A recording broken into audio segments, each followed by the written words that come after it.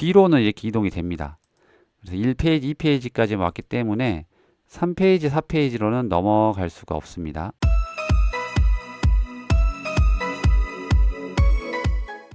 안녕하세요, 장종원입니다. 이번 시간에는 먼 산만 바라보는 청중을 집중시킬 수 있는 파워포인트 온라인을 활용한 대박 꿀팁을 소개하도록 하겠습니다. 코로나19 이후에 이 온라인을 활용한 강의가 되게 활성화가 되었죠. 근데 이게 좀 문제점이 좀 보이더라고요. 온라인 강의 전체 자료를 파워포인트로 이제 공유할 수밖에 없죠. 서로 공간도 다르기 때문에 파워포인트를 채팅창이나 클라우드 시스템으로 이렇게 공유를 하게 되는데, 이렇게 되면 미리 읽고 또 결과값을 아는 내용이라고 이제 판단을 하면, 안 그래도 온라인 상황이 집중을 하지 못하는 상황인데 뒤에 있는 내용까지 다 그냥 한번 훑어버리면 좀 집중을 하지 못하는 경우가 있더라고요. 선생님이나 강사는 그 준비한 과정 속에서 전달하고자 하는 내용을 강의에 담았을 것이고, 그런 강사가 준비했을 때의 사고 과정, 그리고 호흡을 청중들이 느끼지 못한다는 것이죠. 결국 이 강의를 들은, 수업을 들은 청중과 학생들은 자신의 삶을 중심으로 적용할 수 있을까? 좀 저는 그게 좀 어렵다고 판단을 해서 영화처럼 좀 결말을 보여주면 안 된다고 좀 생각을 했습니다. 그래서 고민하던 찰나에 또 이런 그 해당 또 슬라이드만 줌에서 이렇게 화면 공유를 해버리는데, 그러면 청중마다 이해 속도가 다르잖아요.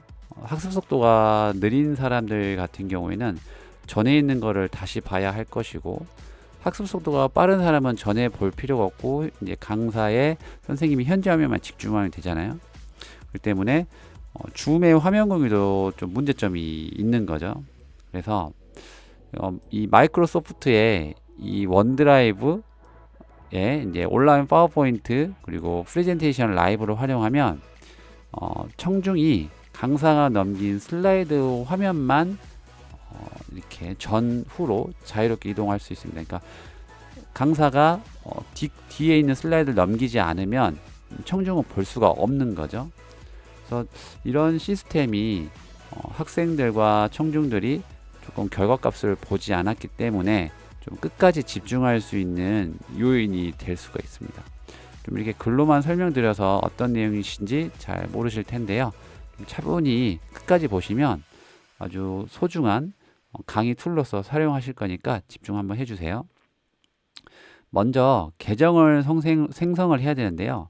이게 원드라이브 온라인 파워포인트가 이제 구글 드라이브가 있고, 구글 드라이브라는 클라우드 디스크 드라이브에 구글 설문지를 할지 구글 문서를 할지를 생성을 해서 관리하잖아요. 그래서 원드라이브도 마찬가지예요. 그래서 먼저 이 원드라이브에 온라인 파워포인트나 뭐 엑셀이나 그런 자료들을 관리하는데요. 오늘 이제 파워포인트를 소개하니까요. 그래서 먼저 그 마이크로소프트의 그 이 기업용 또는 교육용, 저는 이제 학교 선생님이기 때문에 교육용 계정을 중심으로 말씀드리겠습니다. 그래서 5365를 통해서 쉽게 학생 스스로도 계정을 생성할 수가 있습니다.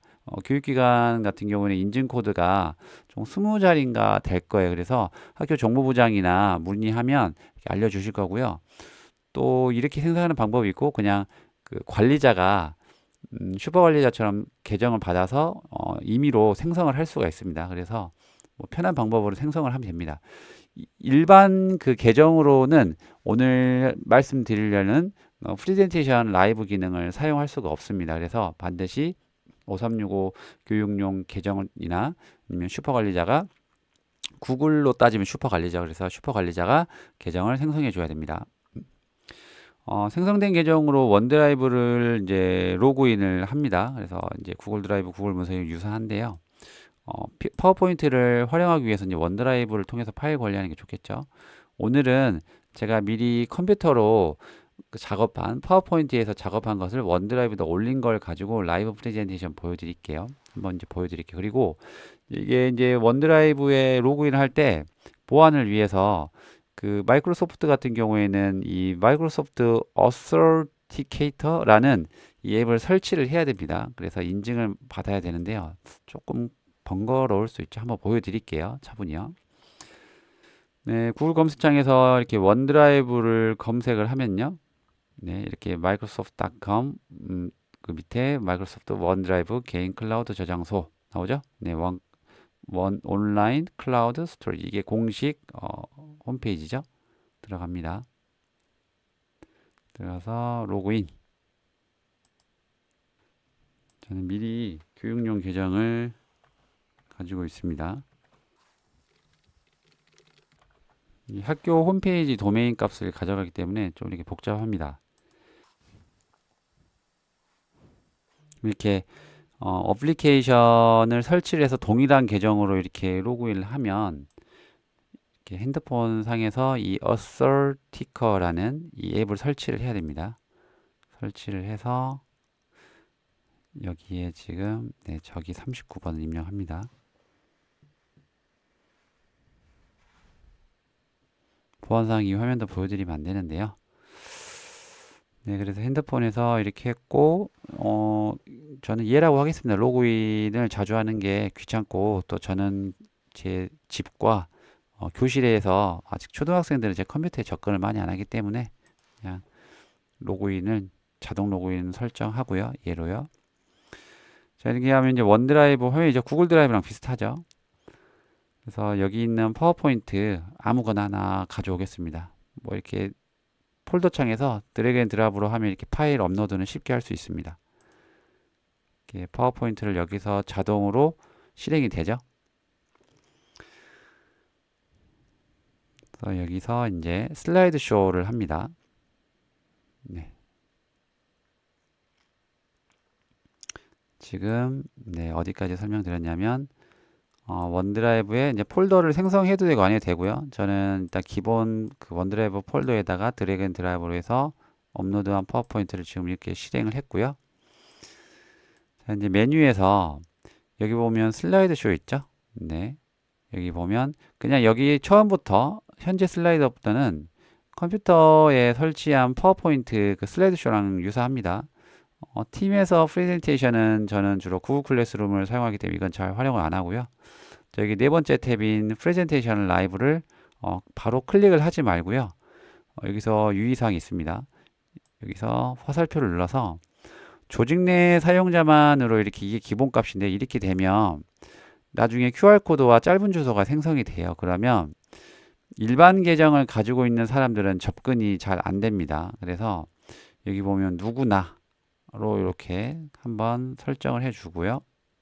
한 상태에서 이제 프레젠테이션 라이브를 클릭을 합니다. 여기 보면 뭐 이렇게 오디오 설정이나 이런 것들은 이거 한번 해보고 뒤에 바로 해볼게요. 누구나 한 상태에서 여기 보면 누구나를 선택을 합니다.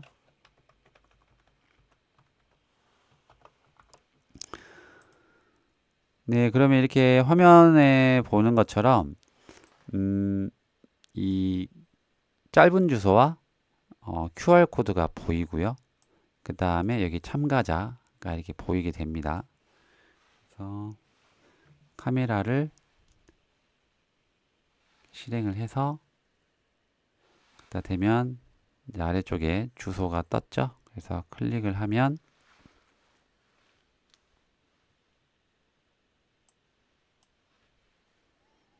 네, 이렇게 청중에게 지금 보이는 화면이고요.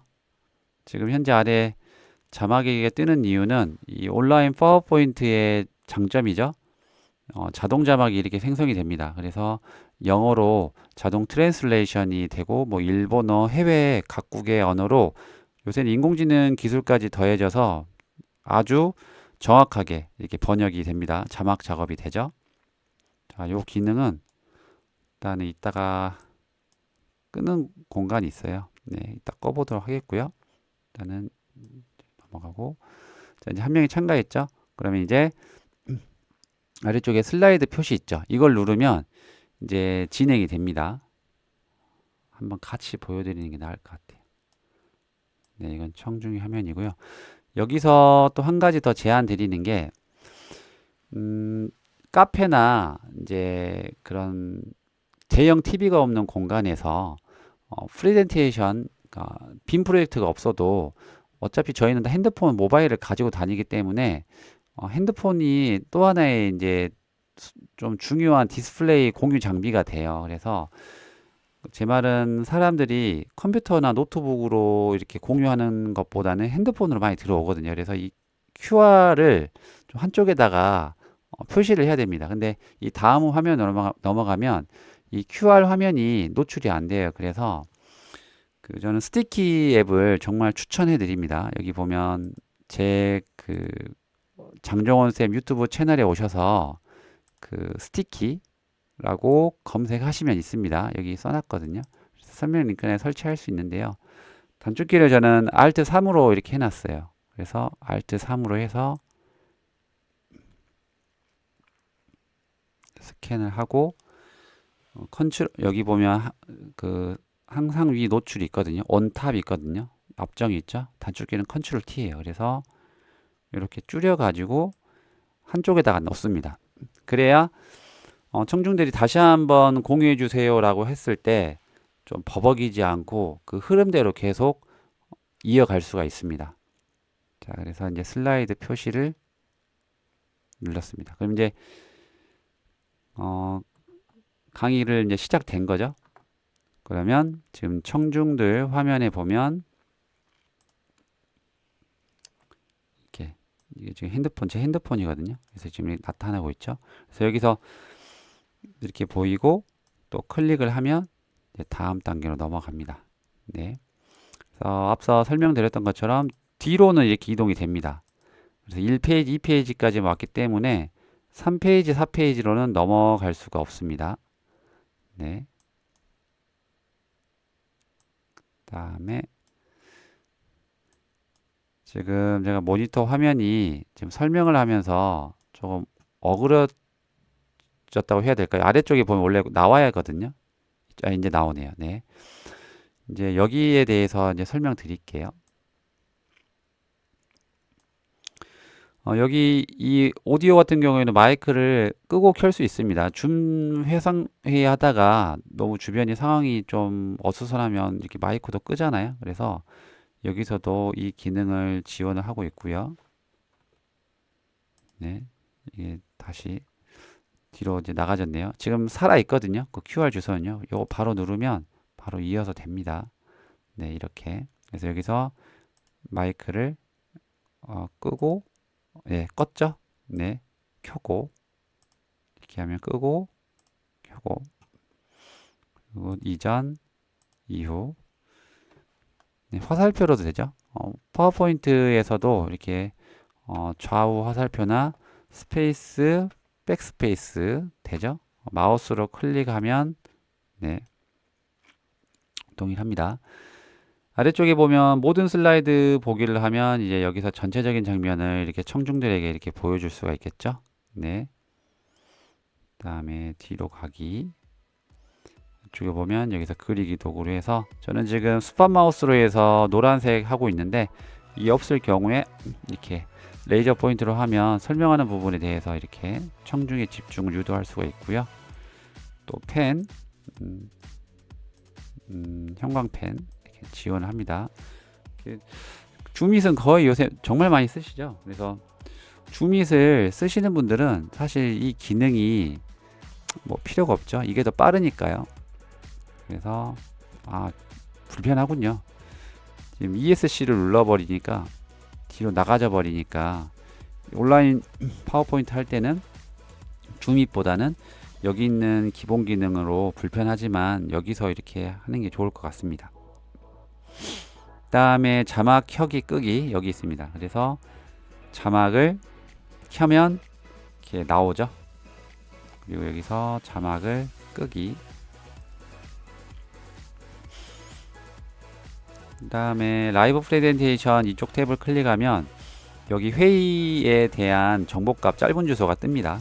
그래서 누가 주소를 좀 알려주세요 그러면 링크 복사해서 알려주고요. 아까 이 스티키 이거를 여기다 이제 고정으로 핀을 박았기 때문에 이걸로 들어와도 되겠죠. 세션 종료를 하면 이제 이 URL이 이제 클릭을 해도 세션 종료가 됐기 때문에 들어올 수가 없죠. 발표를 종료한다는 뜻이겠죠. 여기까지가 이제 주요 메뉴에 대해서 말씀드렸고요. 이게 이제 한 가지 단점이 있는데요. 이제 청중 화면에서 봤을 때 이게 전체 화면이 잘 안 돼요. 그래서 제가 지금 화면 공유 어플이 이제 가로 지금 전환이 안 돼서 그러는데 이렇게 확대를 하면 이제 그나마 이렇게 보입니다. 그래서 교환을 만드실 때 이런 걸 고려하셔서 온라인 파워포인트로 했을 경우는 좀 화면을 너무 촘촘하게 짜지 말고 글자를 크게 해서 이렇게 자료를 만드시는 것도 추천드립니다. 네, 지금까지 먼 산만 바라보는 청중을 집중시키기 위한 파워포인트 온라인 활용 꿀팁에 대해서 안내 드렸습니다. 마이크로소프트 원드라이브 여기 교육용 계정 생성하셔가지고요. 프레젠테이션 라이브도 이렇게 소중한 유용한 강의 수업 도구로 활용하셨으면 좋겠습니다. 이상으로 마치겠습니다. 감사합니다.